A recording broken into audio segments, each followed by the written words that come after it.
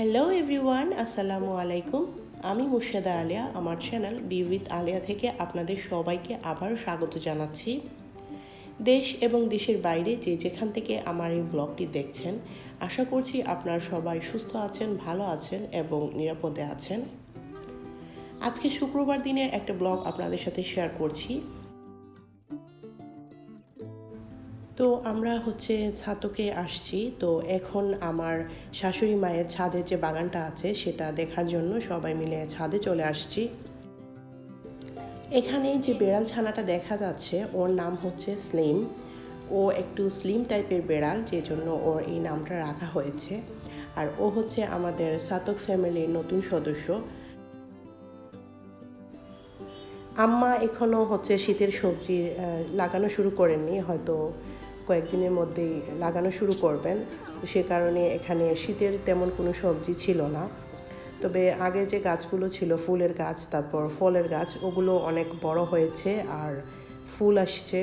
তারপর অনেক ধরনের ফল আসছে, অনেকগুলো বেগুনও ধরেছে। এদিকে সাইন বিড়াল ছানাটাকে নিয়ে খেলাধুলায় ব্যস্ত হয়ে পড়েছে। ও বেড়াল অনেক পছন্দ করে, কিন্তু আমি একদম পছন্দ করি না, কারণ বিড়ালের বাচ্চার পোষা বেশ ঝামেলা। ওরা বেশ ভালোই ঘরদোর নোংরা করে, যে কারণে আমি একটু পছন্দ করি না। তবে ছাতকে গেলে ও বিড়ালগুলো নিয়ে অনেক খেলা করে। তো এখানে আরও 2-3টের মতো বিড়াল আছে, যেগুলোকে আমি আমার আগের ছাতকের যে ব্লগগুলো ছিল সেগুলোতে আপনাদের সাথে শেয়ার করেছি।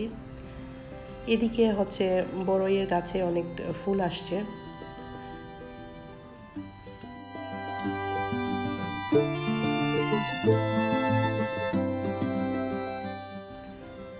আর এখানে এটা লেমন গ্রাসের গাছ, অনেক পাতা হয়েছে, অনেক ভালো লাগছে।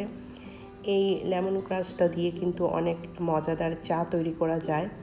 তারপর আমরা যখন বিভিন্ন স্যুপ তৈরি করি, স্যুপের মধ্যেও কিন্তু এই লেমন গ্রাসটা দেওয়া যায়। তো আমরা অনেকে এই গাছটাকে থাই পাতার গাছ নামেই চিনি।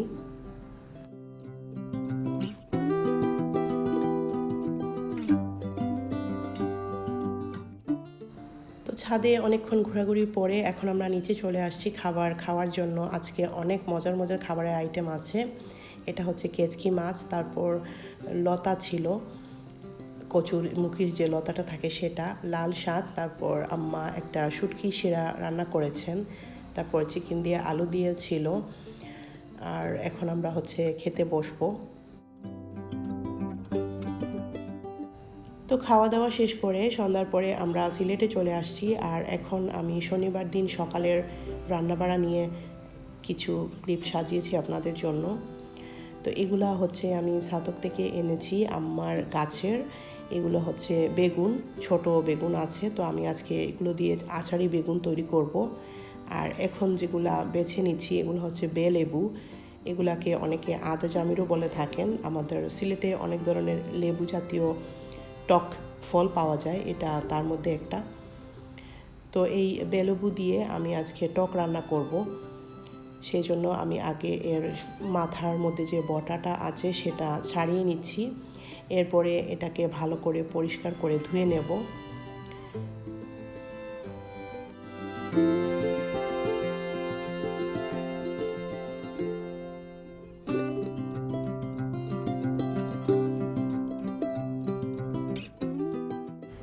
তো লেবুগুলোকে আমি ভালো করে ধুয়ে পরিষ্কার করে নিয়েছি। এখন আমি এগুলোকে লম্বালম্বি করে কেটে নিচ্ছি। তো কেটে নেওয়াটা যার যার ইচ্ছে মতো যে কোনো শেপে কাটা যায়। তো আমি এরকম লম্বা করে কাটছি। এর ভিতরে পাতলা বিচি আছে, তো বিচিটা ফেলার আসলে খুব বেশি দরকার নাই, থাকলে সমস্যা হবে না। এই বিচিগুলো কিছুটা কামরাঙার ভিতরে যে পাতলা পাতলা বিচি থাকে সেই রকম।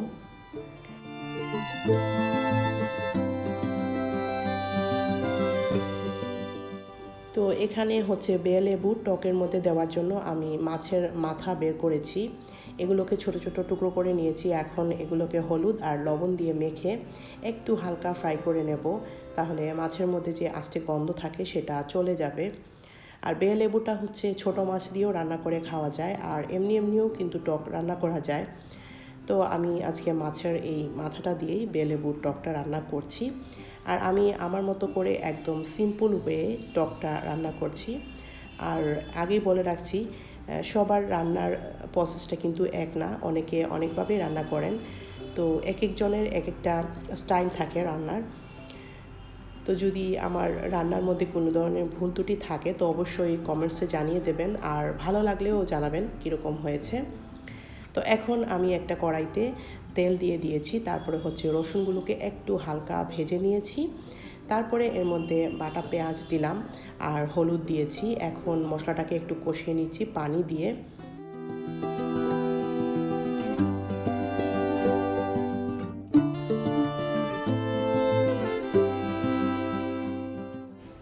তো এখন মশলাগুলো কষানো হয়ে যাওয়ার পরে আমি এর মধ্যে লেবুটা দিয়ে দিয়েছি, আর উপর থেকে লবণটা ছিটিয়ে দিয়ে এটাকে একটু মশলার সাথে মিক্স করে ঢেকে রেখে দেবো কিছু সময়, এই লেবুগুলো নরম হয়ে যাওয়ার জন্য। তো প্রায় 5-10 মিনিট পর লেবুগুলো কিছুটা নরম হয়ে আসলে আমি এর মধ্যে ভেজে রাখা মাছের মাথাগুলো দিয়ে দিচ্ছি। মাছের মাথাগুলো দিয়ে আমি আবারও একটু নেড়ে ছেড়ে তারপর পরিমাণ মতো পানি দিয়ে দেব। যতটুকু টকের জন্য পানি লাগবে ঠিক ততটুকু পানি এখানে দেব। তো এখন আর রান্না করতে বেশি সময় লাগবে না, খুব তাড়াতাড়ি রান্না হয়ে যাবে। তো প্রায় হয়ে আসছে রান্নাটা। এই পর্যায়ে হচ্ছে এর মধ্যে একটা ফোড়ন দিয়ে দিলেও ভালো হয়। তো আমি আজকে আর ফোড়ন দিচ্ছি না, যেহেতু আমি প্রথমেই অনেকগুলো মশলা দিয়ে এগুলোকে কষিয়ে নিয়েছি। তো ওদিকে হচ্ছে কচুর মুখি ছিল বাসায়, তো সেগুলো মাছ দিয়ে রান্না করব। টক দিয়ে মুখি দিয়ে খেতে আমার অনেক ভালো লাগে, যে কারণে আজকে মুখির তরকারিটা রান্না করছি, কচুর মুখি। তো কচুর মুখি কীভাবে রান্না করছি সেটা আপনাদের সাথে শেয়ার করলাম না, হয়তো আরেকদিন করতে পারি ইনশাল্লাহ। আর এখন হচ্ছে যে ছাতক থেকে বেগুনগুলো এনেছিলাম, ছোট ছোট চিকন বেগুন, সেগুলোকে দিয়ে এখন হচ্ছে আচারি বেগুন রান্না করব। সেই জন্য বেগুনটাকে এভাবে কেটে নিয়েছি, মাঝখানে একটু ফেড়ে নিয়েছি, তবে শেষের দিকে জোড়াটা আছে যাতে ওটা একসাথে লেগে থাকে। আর এভাবে কেটে নিলে কিন্তু বেগুনের ভিতরে যদি পোকা থাকে সেটাও দেখা যায়। এবারে এর মধ্যে একটু হলুদ আর লবণ দিয়ে বেগুনগুলোকে ভালো করে মেখে নিচ্ছি, এর ভিতরের দিকেও কিন্তু লবণ হলুদটা দিচ্ছি আমি। আচারি বেগুন মানেই যে বেগুনের মধ্যে আচার দিতে হবে এটা কিন্তু সেরকম কিছু না। আচারের মধ্যে আমরা যেরকম মশলা ব্যবহার করি এখানে এই বেগুনের তরকারিতে আমরা সেই মশলাগুলোই ব্যবহার করব, আর হচ্ছে টমেটোটা এখানে দিতে হয়। আর যদি কেউ চান তাহলে এর মধ্যে অল্প একটু তেঁতুলের টক অ্যাড করা যেতে পারে। তো আমি আজকে সেসব কিছু দেব না, নর্মালি যে আচারি বেগুনটা রান্না করা হয় সেভাবেই রান্না করছি।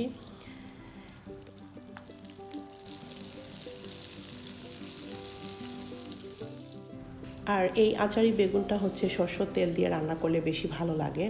তো আমি এখানে ফ্রাই প্যানে সরষের তেলটাকে একটু গরম করে নিয়েছি, তারপর হালকা ঠান্ডা করেছি, না হলে বেগুনটা দেওয়ার সাথে সাথে খুব বেশি করে মানে তেলের ছেটা পড়তে পারে, যে কারণে।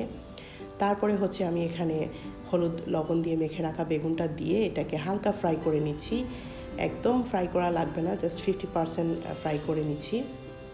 এখন ফ্রাই করা হয়ে গেল, এখন এগুলোকে আমি তুলে নিচ্ছি অন্য একটা প্লেটে।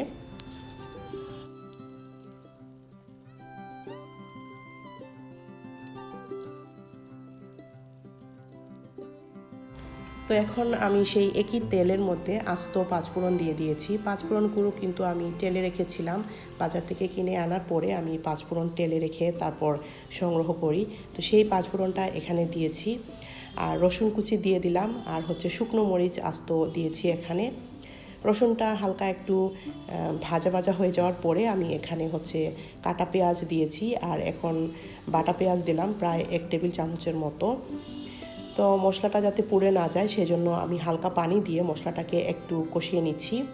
এ পর্যায়ে আমি এর মধ্যে শুকনো যে মশলাগুলো আছে সেগুলো দিয়ে দিচ্ছি। এখানে আমি হলুদ গুঁড়ো দিয়েছি, মরিচ গুঁড়ো দিয়েছি, এগুলো কিন্তু পরিমাণ মতো দিয়েছি, আপনারা আপনাদের পরিমাণ বুঝেই এগুলো ইউজ করবেন।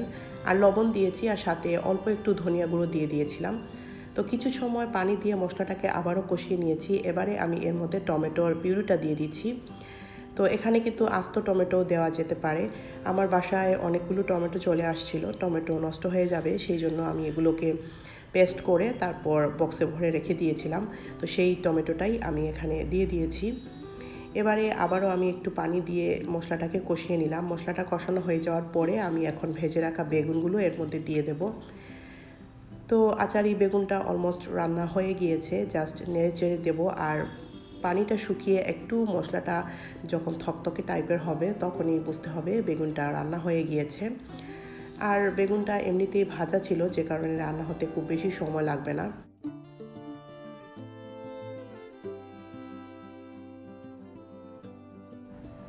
তো সব রান্নাবাড়া শেষ হয়ে গেল। এর মধ্যে হচ্ছে আমি ডালটাও রান্না করেছি আর ভাতটাও রান্না করেছি। আমার বাসায় যে কোনো খাবারই হোক ডাল রান্না করতেই হয়, তো ডালটাও রান্না করে নিয়েছি।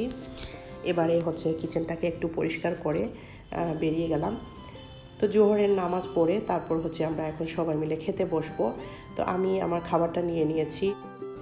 তো আজকে আমি অল্প করে একটু ভাত নিয়েছি, যেহেতু আজকে আমার প্রিয় খাবারগুলো রান্না করেছি, তো সেই জন্য একসাথে সব কিছু নিয়ে নিলাম। আচারি বেগুন, তারপর হচ্ছে বেলেবুর টক আর মুখির তরকারি। তো আগে আমি আচারি বেগুনটা ট্রাই করছি। তো খাওয়া দাওয়া শেষ করে এখন হচ্ছে মিষ্টি খাওয়ার পালা। এটা হচ্ছে প্রিমিয়াম সুইসের মিষ্টি। আমার হাজব্যান্ড ঢাকায় গিয়েছিলেন, তো সেখান থেকে নিয়ে আসছেন। আর এই প্রিমিয়াম সুইসের মিষ্টি হচ্ছে আমাদের ফ্যামিলির সবার অনেক ফেভারিট। যখনই আমার হাজব্যান্ড ঢাকায় যান তখন প্রিমিয়াম সুইসের মিষ্টি নিয়ে আসেন। ওদের অনেকগুলো ভ্যারাইটিস থাকে আর ওদের মিষ্টিগুলো অনেক মজাদার হয়। তো আমি একটা প্লেটে মিষ্টি নিয়ে নিলাম। আর এই মতিচুরের লাড্ডু আর এই যে গাজরের লাড্ডুটা, এটা হচ্ছে আমার সবচেয়ে ফেভারিট এই মিষ্টিটার মধ্যে। তো আমি অল্প একটু খাচ্ছি, কারণ আমাকে তো ডাক্তার নিষেধ করেছে, মিষ্টি অ্যাভয়েড করতে বলেছে। তো আজকের ব্লগটা আমি এখানেই শেষ করছি। সবাই অনেক অনেক ভালো থাকবেন, আমাদের জন্য দোয়া করবেন। আল্লাহ হাফেজ।